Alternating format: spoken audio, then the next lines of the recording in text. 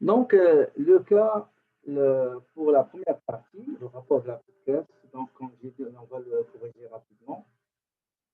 Donc, nous avions ici quelques transactions. Donc, il y a des dépenses personnelles, des dépenses qui ont été engagées pour l'activité de l'entreprise.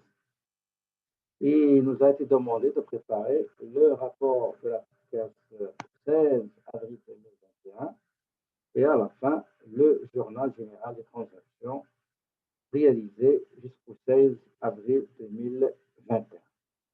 Donc, je vais aller chercher le fichier Access sur lequel on va faire la correction et on commence par le rapport. Donc, la première transaction, c'était un chèque personnel numéro 10 de 500 $ pour créer la petite caisse. Deuxième transaction, envoi par DHL de 3 enveloppes contenant des documents. Donc, il y a 3 destinations.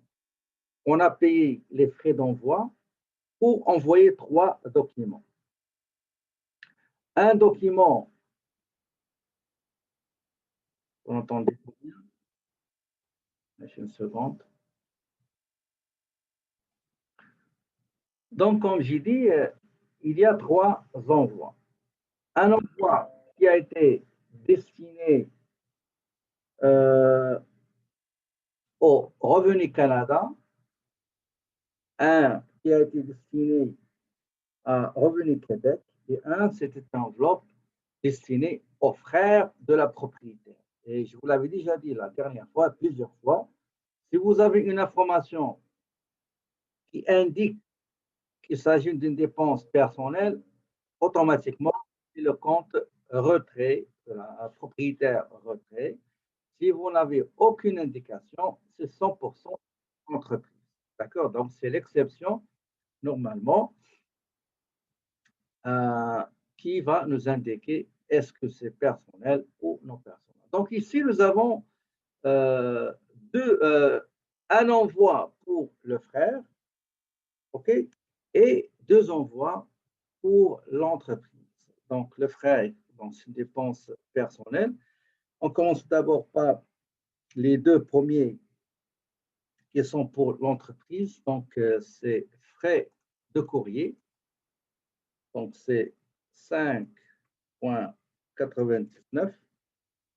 Ici, nous avons plus taxes, effectivement. Deuxième courrier, donc destiné à Revenu Québec, le montant, c'est 8,04, taxes incluses. Taxes incluses. Et nous devons saisir le montant sans taxe. Donc, égal ce montant-là, 8,04, divisé par 1,14975 pour dégager le montant sans taxe.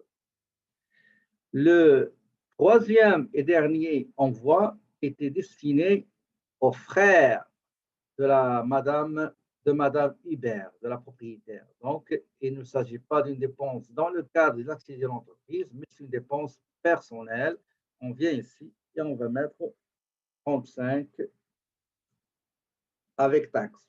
Donc, égal 35,35, taxe incluse. Pardon, taxe, c'est déjà incluse. Donc, 35,35. D'accord? Troisième transaction, 2 reçus de taxi. Donc, Madame Hubert s'est déplacée en utilisant un taxi pour effectuer 2 visites. Une visite pour un client, donc c'est dans le cadre de l'activité de l'entreprise, c'est professionnel, dépenses professionnelles. Et après, elle s'est déplacée voir un voisin qui est hospitalisé. Donc, la dépense de déplacement, les frais de déplacement concernaient une chose qui est personnelle. C'est une visite personnelle à un voisin pour voir son état après son hospitalisation. Donc, on commence par le premier frais de déplacement professionnels, donc frais de déplacement, il est là. Donc, on dit que 25 plus taxes, donc je mets 25. L'autre qui est pour aller voir et rendre visite à un voisin, c'est une dépense personnelle qui n'a rien à voir avec l'entreprise. Donc, c'est Uber retrait. Donc, le montant que j'ai ici, c'est 40,40 taxes incluses.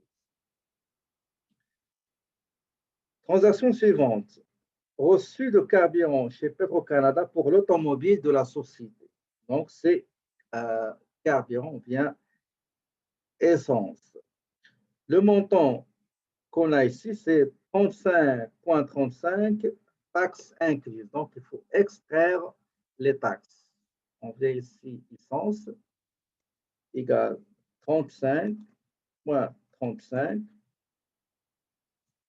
35,35 divisé par 1,14975 pour avoir le montant sans taxe.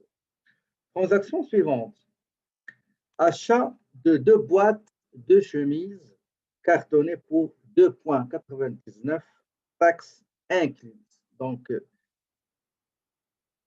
2 boîtes de chemises. Donc, on va mettre ça, frais de bureau. Donc, pièce CC40. On va chercher frais de bureau. Donc, égal 2 multiplié par combien le taxe incluse. Donc, 2,99 divisé par 1,14975. Donc, ça nous donne 5,20. Transaction suivante. Ici, nous avons aussi 2 dépenses.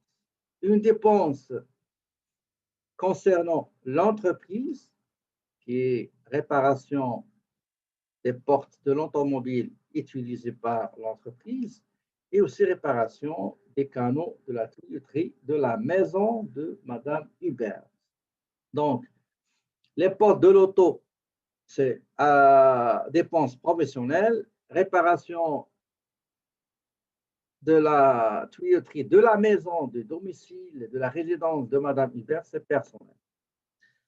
Donc, pour ce qui est porte de l'auto, donc c'est entretien, réparation, matériel roulant et pas bâtiment. Donc, le montant, on a dit c'est combien? C'est 70,70 plus taxes. Donc, 70,70. Pour ce qui est canaux de tuyauterie réparés au sein de la maison, de la résidence de Madame Hubert, ça fait partie des dépenses personnelles. Donc, 65,65, bien sûr, avec taxes incluses. Je ne peux pas mettre le montant sans taxe et endosser à l'entreprise les taxes payées pour une chose qui est personnelle. D'accord? Transaction suivante. Ici, il y a 2 dépenses 100% personnelles. Qu'est-ce qu'il dit l'énoncé? Il dit les factures du téléphone et du Netflix de frère de Madame Hubert ont été réglées par la petite caisse, alors que c'est une dépense personnelle à 100%. Donc, j'ai la facture tout d'abord de Bell, 39,49. Donc, ici, on nous donne le montant avant les taxes. Il faut le rajouter les taxes. Donc, égal 39,49 multiplié par 1,14975 pour calculer le montant avec taxes. Deuxième facture, Netflix, 15,51, taxes incluses. Donc, on le garde, taxes incluses, 15,51. Annonce publiée dans le journal du quartier, 57,75 taxes incluses. Donc, il s'agit de la publicité 50,80, donc égale 57,75 divisé par 1.14 975 et ça va vous donner 50.23. La dernière transaction, achat de 3 ampoules LED pour le bureau de Madame Hubert. Donc, dépenses professionnelles. On peut utiliser le compte frais de bureau, on peut utiliser le compte autres fournitures. Donc, ici, nous avons 3 ampoules pour le bureau. Chaque ampoule coûtait 3,99, taxes incluses. Donc, j'ai égal ici 3 multiplié par, je prends le prix unitaire avec taxes, je fais l'extraction des taxes, parce qu'ici, c'est taxes incluses. 3,99 divisé par 1,14 975. Et voilà, vous avez les totaux de chaque compte et vous avez le total des dépenses 438,32. Nous allons saisir le montant de la petite caisse de ce qu'on appelle le fonds de départ au début période du mois d'avril. Ça, c'est le rapport de la petite caisse. En ce qui concerne le journal, donc automatiquement, comme on a fait plusieurs fois, donc il y a trois parties. La première partie, c'est la création de la petite caisse. Quand Madame Hubert a remis le chèque personnel pour créer la création. Deuxièmement, les dépenses, toutes les dépenses réglées par la petite caisse durant la période du 1er jusqu'au 16 avril. Donc, nous avons retrait, publicité, frais de bureau, entretien, réparation, frais de déplacement, essence, frais de courrier. D'accord? Les comptes, on les mis par ordre numérique. Moi, j'ai accepté lorsque la majorité a donné. Mais généralement, il faut respecter l'ordre numérique, le classement des comptes selon leur numéro de compte, c'est plus professionnel. D'accord?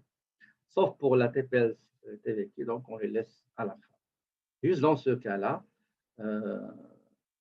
mais généralement, ici on récapitule, mais dans la pratique, on ne fait pas la récapitulation. On fait pour chaque journée, s'appelle l'enregistrement chronologique, bien l'historique. Dernière partie, c'est le renflouement, l'alimentation de la petite caisse de 438,32. OK? Donc, voilà la correction de la première partie.